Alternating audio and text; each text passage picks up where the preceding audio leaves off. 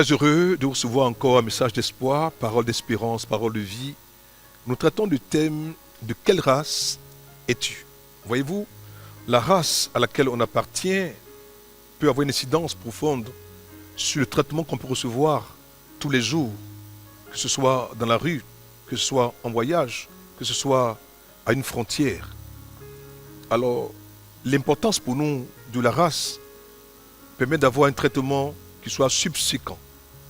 Nous voulons inviter une personne qui, ma foi, aujourd'hui ne connaît pas Dieu, à prendre conscience que véritablement la race dont il est question aujourd'hui, cette race est liée à un test que je vais lire maintenant pour fonder mon assertion. Lisons Esther chapitre 6, le verset 13, qui dit ceci. Aman raconta à Zeresh sa femme et à tous ses amis tout ce qui lui était arrivé, et ses sages et Zeresh sa femme lui dirent, si Mardoché, devant lequel tu as commencé de tomber, est de la race des Juifs, tu ne pourras rien contre lui. Regardez, tu ne pourras rien contre lui, mais tu tomberas devant lui. Alors ici, ce texte d'Esther nous montre qu'il y a une race d'élus, une race de conquérants, une race appelée la race des Juifs, qui est la race des croyants, la race du peuple de Dieu, la race de ceux qui sont démarqués, ceux qui sont à part, ce peuple spécial que Dieu a mis à part, dont la vie, dont la protection, dont la garde, dont les avantages afférents à son identité sont tels qu'aucun ennemi ne peut résister au-devant de lui.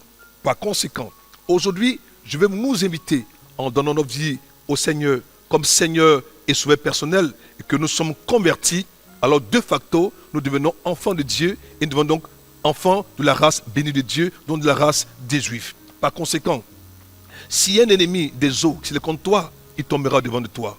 Si un ennemi de la terre, s'il est contre toi, il tombera devant de toi. Si un ennemi sorcellerie, s'il est contre toi, il tombera devant de toi. Quel que soit le type d'ennemi qui va se lever contre toi, pour t'agresser, pour t'oppresser, pour la te nuire, il ne pourra pas parce qu'il sera obligé de tomber devant de toi, comme Mardoché a été complètement valorisé par le Créateur. Aujourd'hui, nous croyons, nous savons que tout ennemi fomenté, envoyé, mandaté, pour se lever contre toi déjà, comme ce fut le cas de Mardoché, il tombera devant de toi et il reconnaîtra que ton Dieu est Dieu et que tu appartiens à la race des bénis. Tu n'es pas un homme ordinaire, tu n'es pas une femme ordinaire, mais tu es un être spécial. Dieu a fait de toi un peu spécial, une race spéciale, un peu bénie, une race bénie. Par conséquent, en ta vie, autour de toi, un mécanisme spirituel activé par l'Esprit Saint est mis en place afin que toute agression, toute oppression, toute attaque, toute œuvre de l'ennemi contre toi, quelle qu'en soit la forme qu'elle peut revêtir, soit complètement et totalement anéantie. De même que cela fut le cas pour Mardoché, tous tes ennemis se placeront devant toi et respecteront le Dieu que tu sers. Appartiens désormais à la race des bénis, à la race des élus, à la race de ceux-mêmes qui connaissent Dieu, et alors ta vie sera une vie paisible et tranquille. Je vous invite maintenant à prier avec nous. Prions le Seigneur. Seigneur, nous savons aujourd'hui que appartenir à la race des dieux et à celle des Juifs, c'est être un privilégié, une privilégiée.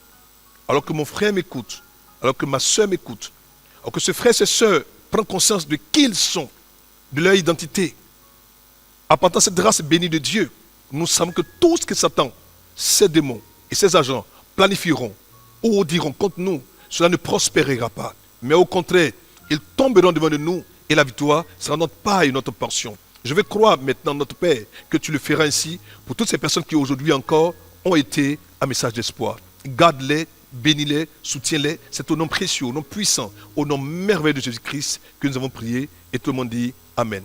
Nous sommes très heureux pour tous ceux qui nous ont suivis un message d'espoir, pour toi qui justement étais un frère, étais une sœur, qui pour une situation quelconque a tourné le dos au Seigneur. Il est encore temps pour toi de revenir. Et pour ce faire, je voudrais que tu fasses prier avec moi. Seigneur, pardonne-moi d'être parti, accorde-moi ta force, ta grâce, ramène-moi à toi, enseigne-moi et apprends-moi à t'aimer de nouveau, à rester attaché à toi, jusqu'à ce que Jésus-Christ revienne. Si tu as fait cette prière avec moi, sois-en rassuré, ton Dieu t'a restauré, ton Dieu t'a encore béni, t'a protégé, et tu es redevenu un frère et une sœur dans la foi. Si justement tu me suis et que tu as écouté message d'espoir, mais tu ne connais pas encore le Seigneur Jésus-Christ de Nazareth, tu n'as pas encore fait la paix avec lui, alors fais cette prière avec moi. Ô Seigneur Dieu, je crois de tout mon cœur en Jésus-Christ, Fils du Dieu vivant. Je crois qu'il est mort pour moi et que Dieu l'a ressuscité des morts. Je crois qu'il est vivant aujourd'hui. C'est pourquoi je confesse de ma bouche que Jésus-Christ est le Seigneur de ma vie.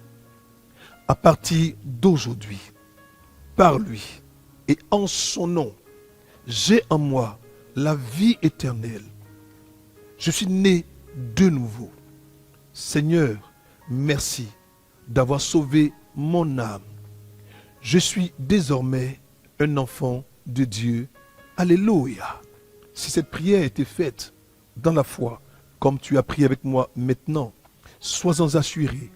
Désormais, tu fais partie de la grande famille des enfants de Dieu.